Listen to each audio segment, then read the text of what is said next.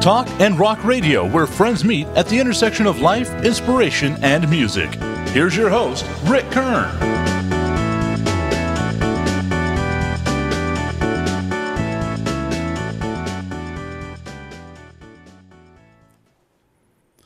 Welcome, everyone, to Talk and Rock Radio. I had the pleasure of meeting and interviewing my guest today several years ago at a private gathering here in El Paso.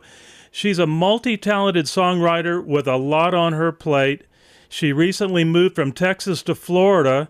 Welcome, Cindy Jordan. Hi there. How are you doing, Rick? Oh, doing great, Cindy. It's so good to have you with us today. Thank you. Thanks. It's been a few years, you know. I think the last time I saw you, we were sitting on a couch at a private residence and listening to your talent in the party that we were with, which I don't really want to name right now because that wouldn't be right in this show. But anyway, it was a lot of fun, and I even had an opportunity to talk to you a little bit about your career. In fact, I named that show A Tale of Two Cindys. And I love that.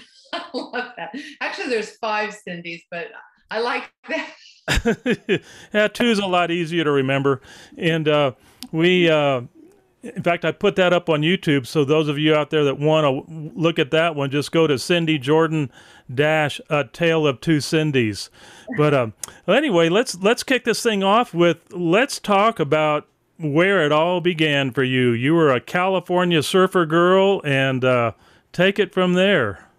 Well, I was a California surfer girl, and my grandmother played honky-tonk piano. So my very first memory of playing the piano was this. I always loved music, and I begged for piano lessons. So I ended up studying with a concert pianist and studied classical piano. And then one day I saw my guitar laying by the couch. I was a cocktail waitress, and I had learned how to play the guitar just because it was mobile, way more mobile than a piano. And I don't know a lot of chords. I just know enough to have fun. And I was listening to the song Sunday Morning Coming Down by Christopherson. And so I picked up the guitar and I just said, Sunday morning and the sun is shining in my eye that is open. Because when you drink tequila, only one eye makes sense. and I wrote this song in just a few minutes. And it was Jose Cuervo, You Are a Friend of Mine. And I started playing it at parties and people really liked it. And then I had a friend who said, hey, let's go in and record your song. So he knew some people, and we ended up recording the song with, I didn't know who it was, but John Hobbs and some of the top musicians in Los Angeles at that time.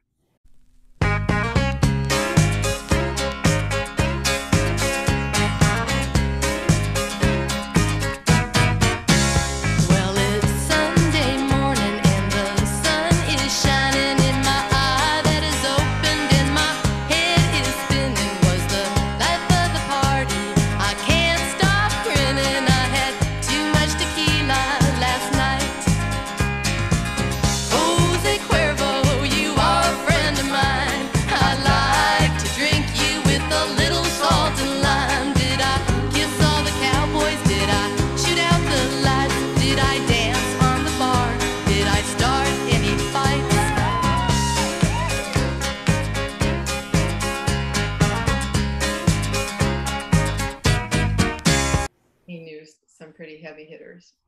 And it only took one take, just one.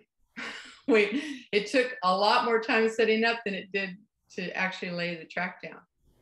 And so another friend, or the same friend, actually turned me on to Al Gallico. And Al Gallico was a big publisher, big time publisher.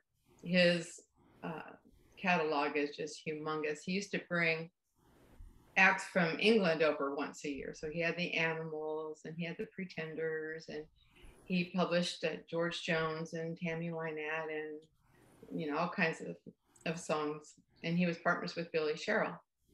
So I brought my song in, and he recommended that I take my song to a contest that was going on in Los Angeles, just a music contest.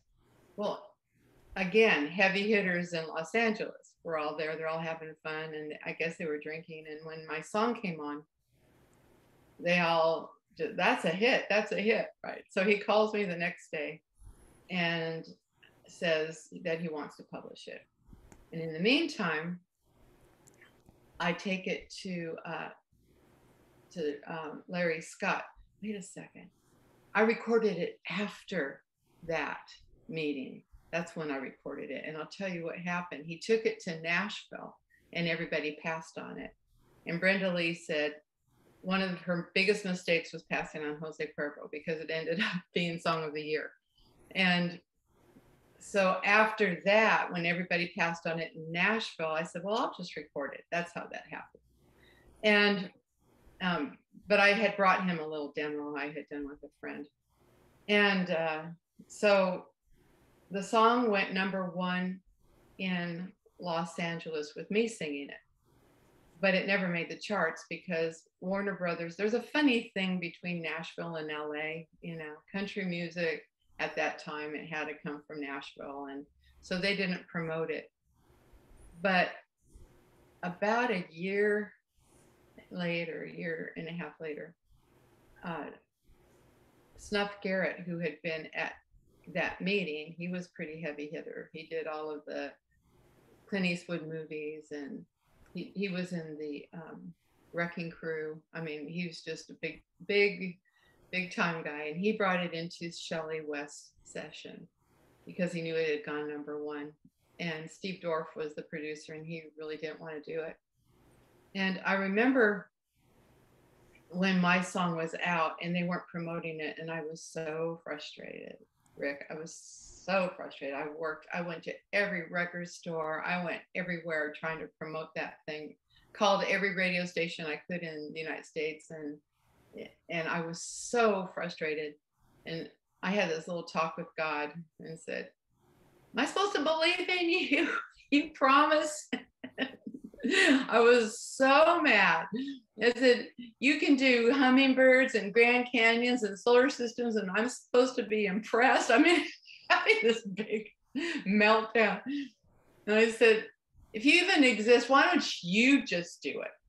Why don't you just do it? Well, it turns out at the session where Steve Dorff was, John Hobbs was there. So there's my little miracle that happened. And he said, oh, I was on Cindy's record. He said, I can make a chart in 5 minutes. He said, you know, he says, it's a fun song. Let's just do it. Let's just have some fun and do it. And so they didn't even want to release it or put it in the album. But Al was persistent, and it got out on the charts. And what had happened, though, you know, there's something about hearing a song and then having somebody else do the song later as a cover, right, or whatever.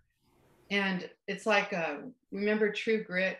I mean, who else can be True Grit or Rooster except John Wayne? And they redid that movie, and people always say, no, it wasn't John Wayne. So that happened in Los Angeles with my record, because when it was ready to be released, I went up to Al's office and they played it, and I went, wow, that sounds so different than my record.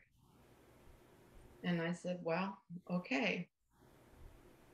So that night I had a gig down at Pacific Palisades. It was a hotel down in Marina Del Rey, and there was about 400 people there. And I was playing DJ for them. And so I put on Shelley's record, and the whole place booed. They all booed. Put yours on. And I'm going, oh. So they released the record. It comes in at 73. 73. That means that might get in the 60s, might last a week, but and I'm so frustrated. And I'm crying and I'm blubbering and it's not fair. It's not fair.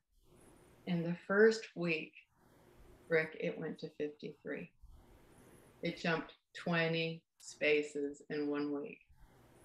And I stopped crying. And the next week, it jumped 10 more spaces to 43. So in 2 weeks, it jumped 30 spaces. And then they had to slow it down because it wasn't a bullet. It was a rock. I mean, it was like, phew, it was just going crazy. And it ended up being Billboard Song of the Year. Fantastic. That's the story of Jose Cuervo. But, you know, Shelley, that I always felt bad about that because people were, you know, in Los Angeles, they'd all fallen in love with the original Jose Cuervo. It was so grassroots. It was so organic. It was so not Nashville. It was just what it was. And so LA embraced it, and Nashville didn't embrace mine, but they embraced Shelley. So. And I've got to add that was your very first song that you've written, right? That was the first song I ever wrote. But it put me on track as a songwriter and composer, because I'd never thought of myself as that. And then I went, well, I guess that's what I do for a living. So after that, I met my husband at the Palomino Club in North Hollywood. I'm sure you're familiar with that place. And that's where they broke in a lot of artists. And Tommy Thomas was the owner at that time. And I had a pretty good following in Los Angeles, and they used to have me open for the new Nashville acts because I had a following. So I was an opening act a lot in Los Angeles. And then I met my husband there.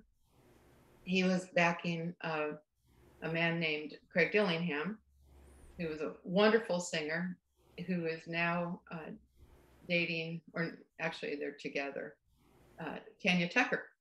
So that's Craig, and he's a good friend of ours. And so he moved me to East Texas, and we started having babies, and the tequila thing wasn't working for me anymore as far as songwriting and performing, because I was pregnant and you had to switch from tequila to pablum, right?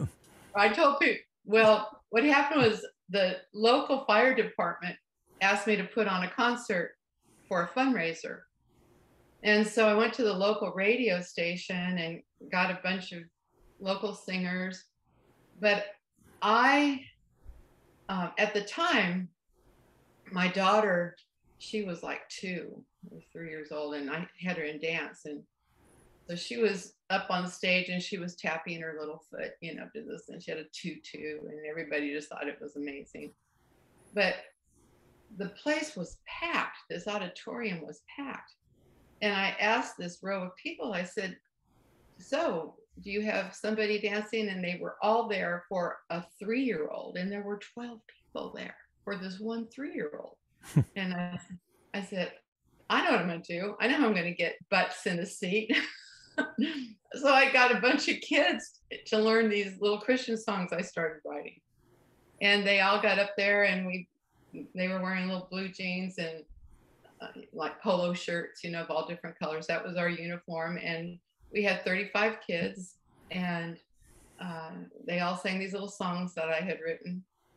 And then one of the little girls came up and said, where are we going to sing next, Miss Cindy? And I'm, okay, got this little bing. Okay, so I went with these kids, and we recorded the songs that I had written, and we started singing at like the Shriners Hospital and pediatric wards and the Blueberry Festival and the Holiday in Dixie. I would bring these kids with me, so they got to sing usually once or twice a month, and started a little ministry and called it Kids for Kids. And did that for 12 years. And still would do I was still writing country, and I would still do shows, but mainly my focus was on these kids because I had kids. So I wanted to not be away from them. I wanted to be with them. So, but then all the kids grew up, and then we ended up having to leave Texas under some horrible circumstances. Our horses all died, and it was horrible. And with Dallas grass seed poisoning. And so we were so depressed. And so Dennis and I decided just to move on to Nashville, which was close to his family. So we went to Nashville and we lived there for 8 years. And there I landed a record deal doing ambient piano, going back to my classical roots. And so I did a little album, and it ended up on a friend's desk. And the record company guy was walking by and said, "What's that?" And he heard it, and they gave me an 11 CD record deal. Nice. So I did 11 CDs for them, a few covers. The Christmas, they wanted 4 Christmas albums, so I had to put my own brand on and make Joy to the World and Silent Night sound like they've never sounded before, you know. In 6/8, right? Yeah, I did my Joy to the World in 6/8, and then I did 3 albums they called New Beginnings for pregnant women, and then I did 4 albums called The Peaceful Journey. And so I did that, and then we moved to San Angelo, Texas. And it seems like every time I move, I do a different genre. So, well, wait, before we left Nashville, I started writing Celtic music.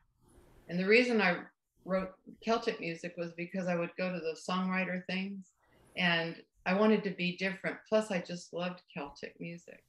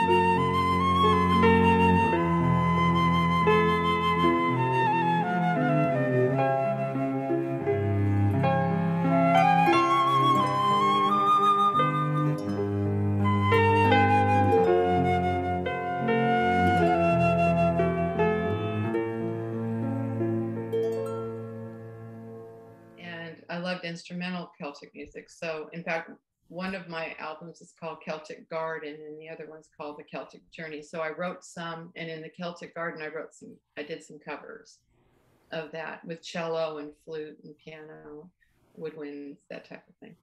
And so I did Celtic. So now I've got country music, children's music, Celtic music, ambient piano. And then I moved to San Angelo, where I hear two amazing stories. So the first story that I heard, I went out to Paint Rock and I heard the story of the Lady in Blue.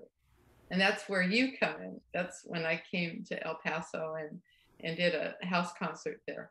And I had to tell the story of the Lady in Blue. And if you want to know the story of the Lady in Blue, whoever's listening, just go to theladyinblue.com. It's an amazing story about this nun in the 1600s who bilocated to the New World without ever leaving Spain. It is an amazing story. The thing that's amazing about that story is that there's so much documentation that it really happened. They wrote everything down, those missionaries did. So what's amazing about this story is that you and your partner went to Spain and performed this. It was incredible. Yes, we did. My partner, she translated all the music and into Spanish. And so we were able to do that in Agreda, where Maria was from, in her convent. And she was laying in a coffin under glass, uncorrupted. That's the other thing about this woman. She's incorrupted. She's still together. and then I heard it. And then also on a whole another spectrum, San Angelo is known for it was founded on brothels, saloons, and gambling. Okay. It was part of the Wild West, and there's a fort there called Fort Concho. And so the brothels did business with this fort. And I started thinking about how it was back then with those women. And I was thinking, why would women do that? But at the same time, there's a place there called Miss Hattie's. It's kind of a fun little place that you can go, and it was a bordello, and they take you on a tour of this thing in Miss Hattie's. So I had bought a saloon outfit and started playing piano, because going back to my grandmother, those were the honky-tonk songs that she used to play. I used to play. So I played those. I was dressed up in a saloon outfit and started writing kind of fun songs, which turned into a musical, which is being performed in 2023. And so the musical, it evolved from these songs to a musical to actually a novel. So I wrote a novel called Pearl, which is the history of San Angelo and the Wild West, but also it's a human interest story about why women would get involved. It's all full of research, and it all takes place in the 1920s. So it's really, really fun. It's a fun musical, but there's also some very tender, and there's a scary part in it, and that goes with the novel. And so I had some interest with a mini series with my novel. And when they were looking at the mini series, they said, do you have any more material in case we do this? I said, give me a few months. So I wrote a sequel and called it Diamond. And then I thought, I have to have a trilogy. You can't just write 2 books. You have to have a trilogy, right? So I wrote Ruby. And Emerald is up here. I haven't started on that. But so I have Pearl, Diamond, and Ruby. Ruby has Wyatt Earp in it. So what happens is Pearl is this upper class brothel, and it talks about, I discovered these 2 women called the Everlay Sisters in Chicago. And what was interesting about them was they encouraged the girls not to be intimate with the customers, but they were paid millions of dollars. So it was kind of like a very fancy massage parlor, I guess you would say, but it in the old terms. And the women were dressed in beautiful gowns. They were beautiful women. They were educated. They were clean. They were checked every week. they had they were caught up on current events, so they'd be interesting to talk to. And then in today's money, a client would drop about $5,000 a night. Wow. 5 to 6 grand at least. So they had the high rollers, and you had to be somebody to come into the Everlay house, which is what the Everlay sisters capitalized on, was those people that have all kinds of money that have to drive the Lamborghini or have the mansion or the yacht in the Everlay house, right? So they capitalized on that. And so I thought that was a very good message for women, to not be intimate unless, be very selective with your intimacy, because as we know, our culture today is kind of out of control in that respect. And so I really thought, well, this can open up the dialogue with young girls and women, because it really does affect a woman's self-esteem when she feels like she's been used. At least these women got paid. They knew what they were getting into. They weren't looking for husbands, and those guys weren't looking for wives. But it's, as my girlfriend would say, it's all about biology.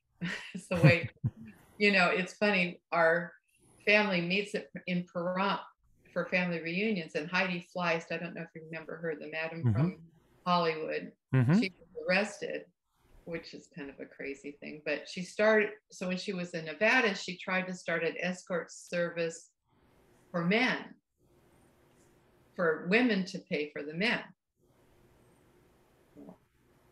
No, we're not wired that way. They're not wired that way. It didn't make it. It's all about the men paying for the women. So those businesses do well. So human nature again, but it's going to be funny. It's about cowboys and these beautiful girls, and it's called Pearl.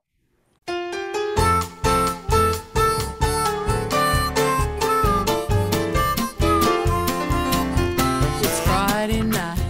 We're all getting ready. The Cowboys are coming to town. I've taken a bath. I fixed up my hair, and I put on my very best gown. They've been working all week in the Texas sun. They just got paid, and they're looking for fun. We always show the boys a good time. The Cowboys are coming to town. Let's step outside. We'll look to the west. The Cowboys are coming to town.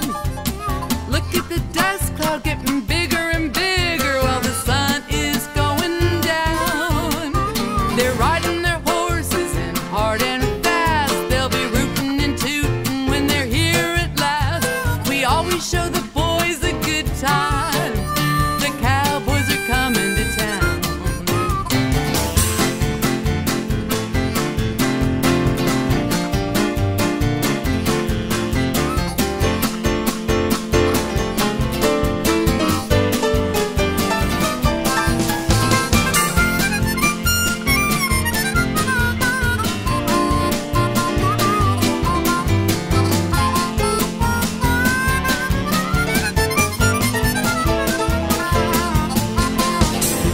Yippee-yi-yay, get along, little doggy. Yippee-yi-yay, get along, little doggy. Yippee-yi-yay, get along, little doggy. The Cowboys are coming to town. Look at their girls, I can see them riding. The Cowboys are coming to town. Look at the dust cloud getting bigger and bigger while the sun is going down. Here they come riding in hard and fast. Their horses are lathered and they're here at last. We always show the boys a good time. The Cowboys are coming to town. Yeah, we always show the boys a good time when the Cowboys come into town.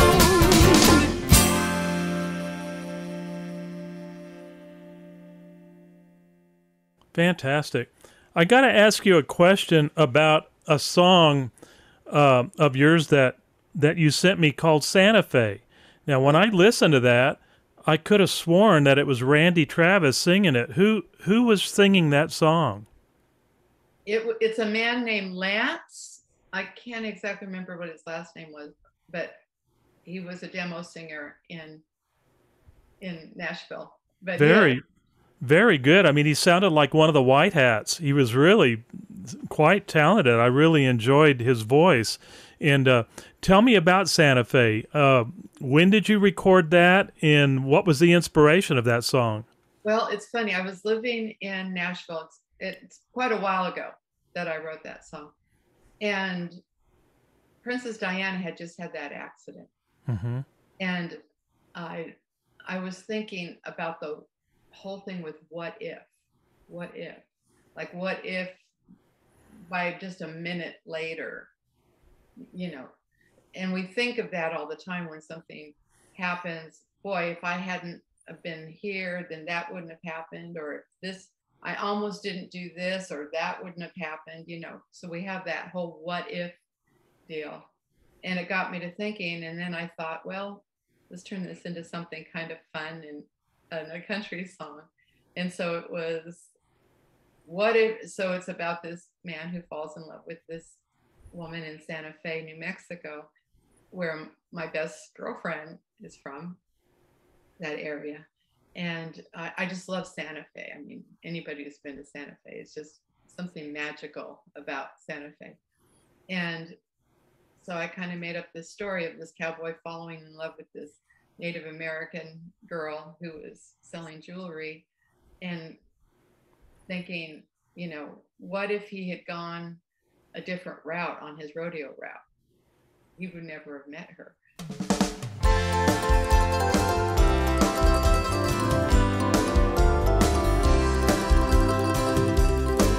I was headed back to Texas, and I went through Santa Fe. There I met a woman who took my breath away. She was selling jewelry at the downtown market square. It's amazing how close I came to not being there. What if I had gone to Dallas by way of San Antonio? What if I had never met her and spent the night alone? What if it was raining and the stars weren't shining bright? What if I had never been in Santa Fe that night? Moonlight on her long dark hair was shining midnight blue. She took me by the heart, and then she took me to her room. In a night of enchantment, she led the lovers' dance. To think that I was only in Santa Fe by chance. What if I had gone to Dallas by way of San Antonio? What if I had never met her and spent the night alone? What if it was raining and the stars weren't shining bright? What if I had never been in Santa Fe that night?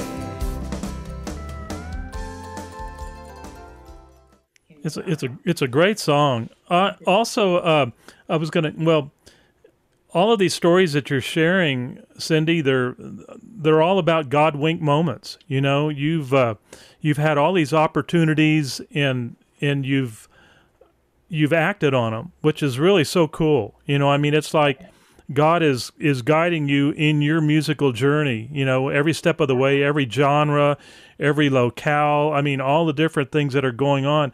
I got to ask you a question, and I didn't catch it earlier when you were talking about Dennis.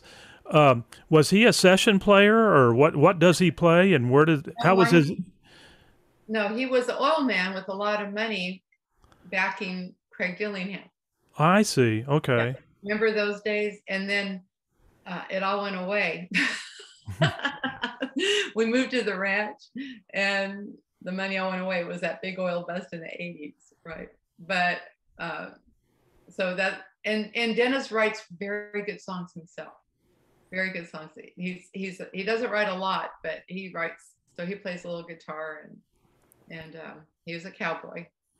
I was just curious because there's a lot of similarities in parallels in your stories.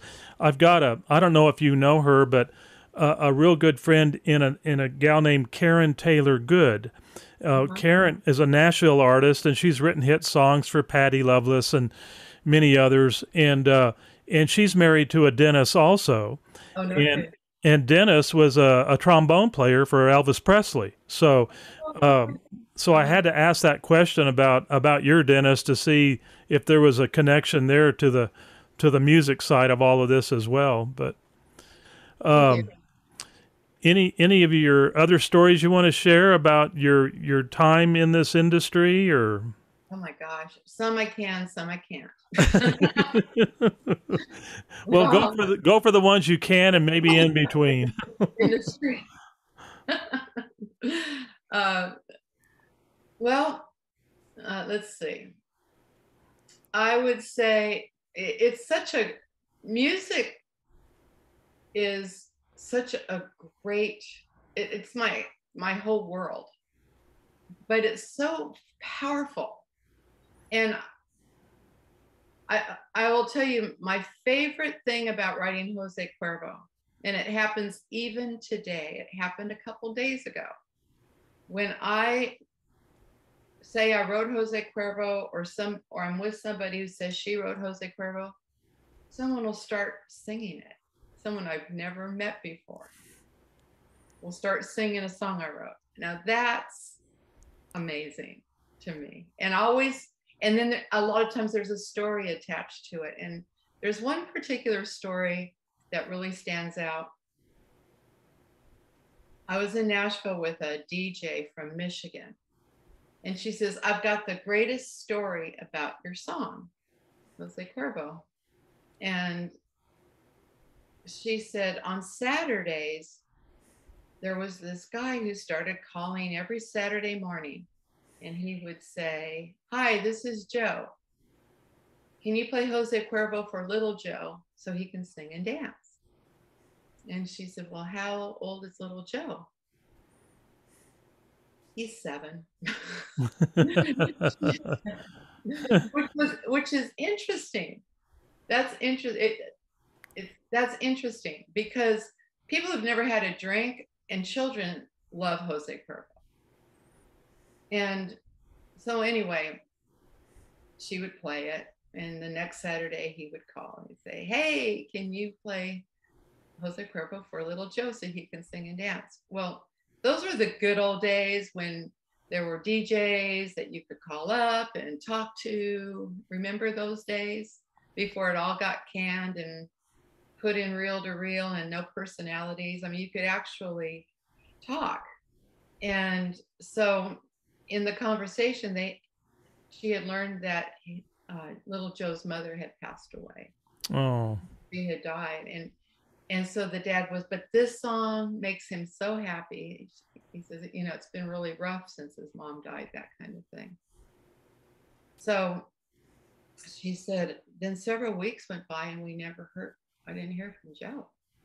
He didn't call. And so she said, then finally one Saturday morning, the phone rang and it was Joe. And she said, hey, Joe, where have you been? We've been missing you. How's little Joe? And he said, well, things haven't been too good lately. Our house burned down. Oh, no.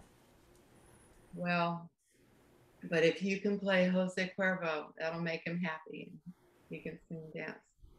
Well, all these people, this is what I call the silent majority. And this is what you were talking about before. You never know how you're going to touch somebody's life. And we all do at some degree.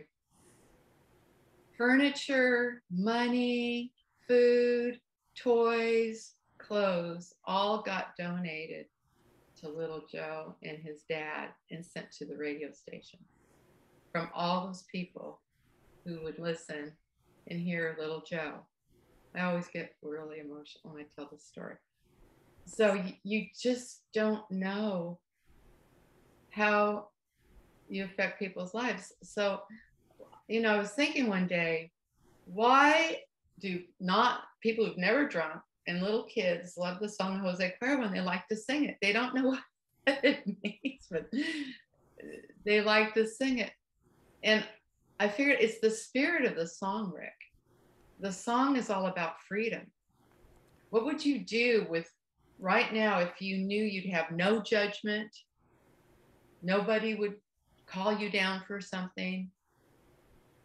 That's what she says. She goes, I don't care what the consequences are. I want to do this now, and I want to be happy, and I want to have fun.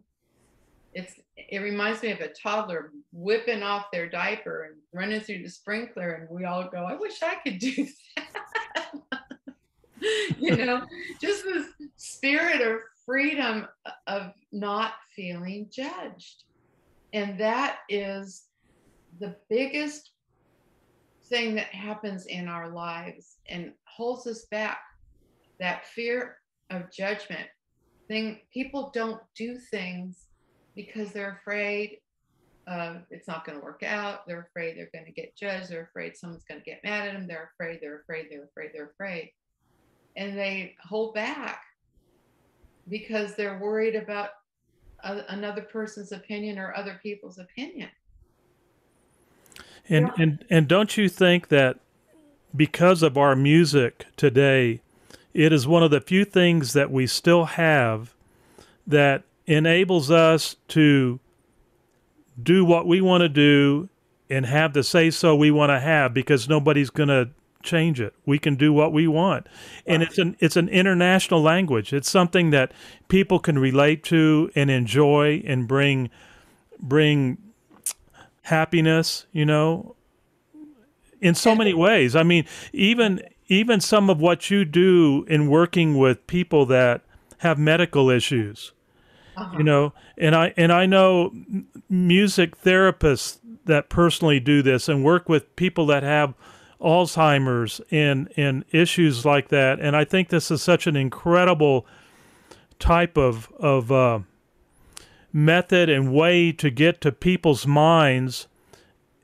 They don't totally understand it, but when you see the reaction that happens with people that have mental issues, Alzheimer's or those kind of related areas, it opens up a pathway that's been closed for a while. It's really exciting to watch and see. It really is, Rick. When I was living in Nashville, I actually worked for a rehab ranch out there, and I would go out and do music programs because music is so powerful. And what had happened was, after I had done all of that piano music, MP3 had come out, and that's when music became free. Napster and all of that happened, and music became free. And so I put my music up on mp3.com, and they were supposed to pay a nickel a play, which it didn't happen. But in the meantime, I had almost 5 million downloads of my music because my Ave Maria was #1 for like months. And they finally had to take it down because you go to mp3.com, you'd see Ave Maria, and then you'd see all my music there. And they finally had to not make it #1 anymore because it kept getting downloaded and downloaded and downloaded. But you're right. And so I actually was at a bookstore and I picked up the book, The Mozart Effect. Actually, it almost fell out. It was like, have you ever had that happen where it just about fell out of the shelf? Mm-hmm. And it might as well have. And I learned about all the research that they've done on the power of music since the 40s, since after World War II. And I started studying that. And I said, I got to go out and tell the whole world about all of the benefits of music.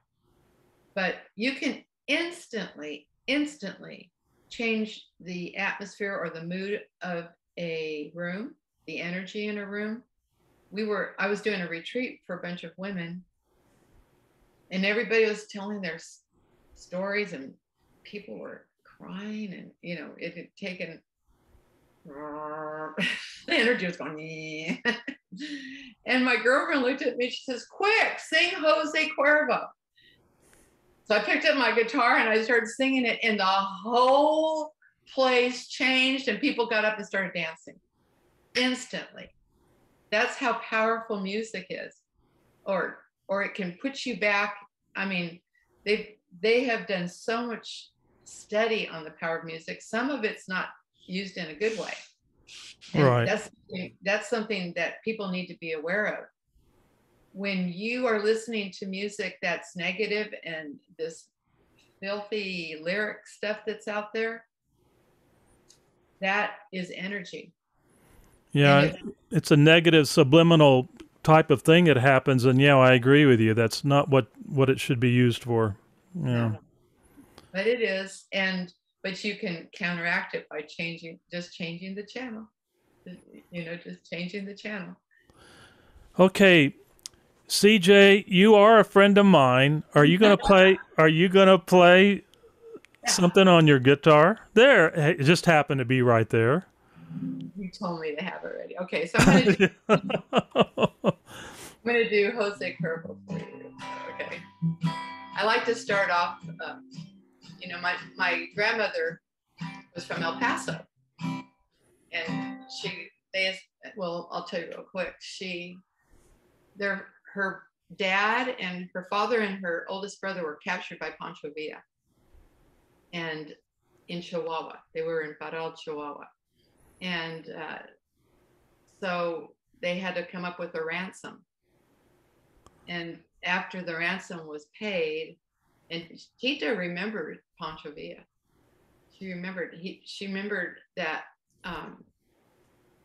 her mother, he put her on her lap, and she remembered him. She was 3 years old. She said he was the meanest man she's ever met. That's what she said. But she said that he had the most beautiful eyes I've ever seen. Isn't that something? Let me tell you something real quick, and you may not know this. I know you like to play some Linda Ronstadt, right. And Linda's grandfather lived at one time in El Paso, and we're talking about, I think it was 1917, as I recall. Right. He had a store in downtown El Paso called Ronstadt's, and I think I even heard stories that Pancho Villa would go in there and buy certain things at that time. But yeah, so we have similar connections here in that two different grandparents that were from El Paso and how they connected to Pancho Villa, Right. Well, yeah, my mother was born in El Paso, and Tita lived on Mesa across from the big cathedral, St. Peter's. Yeah. Yeah. St. Patrick's. St. Patrick's, yeah. Yeah. And Mom grew up there, and then they moved to California. But yeah, El Paso is our family history. It was all about El Paso. So yeah. So I'll do I like to kind of get in the mood. Tita, every day at 4:00, she still had that European thing that she did. And she would have her copita. And it was always a little thing of Jose Cuervo with salt and lime. So she called it her copita. So we'll get in the mood a little bit. Allá rancho grande y allá donde vivía. Allá rancherita, que alegre me decía, te voy a hacer tus calzones como los usa ranchero, de los comienzos de lana, de los cabos de cuero. So I like to do that because I think that was the first Spanish song that I learned. Well, it's Sunday morning and the sun is shining in my eye that is open and my head is spinning. Was the life of the party. Can't stop grinning. I had too much tequila last night.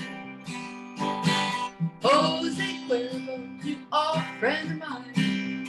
I like to drink you with a little salt and lime. Did I kiss all the cowboys? Did I shoot out the lights? Did I dance on the bar?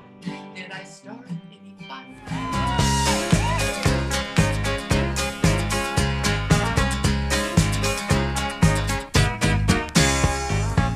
Now wait a minute, things don't look too familiar. And who is this cowboy who's sleeping beside me? He's awful cute, but how'd I get his shirt on? I had too much tequila last night. Jose Cuervo, you are a friend of mine. I like to drink you with a little salt and lime. Did I kiss all the cowboys? Did I shoot out the lights? Did I dance on the bar? Did I start any fights?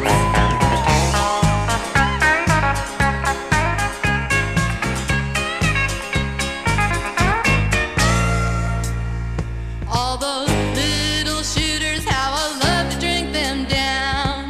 Come on, bartender, let's have another round. Well, the music is playing and my spirits are high. Tomorrow might be painful, but tonight I'm gonna fly.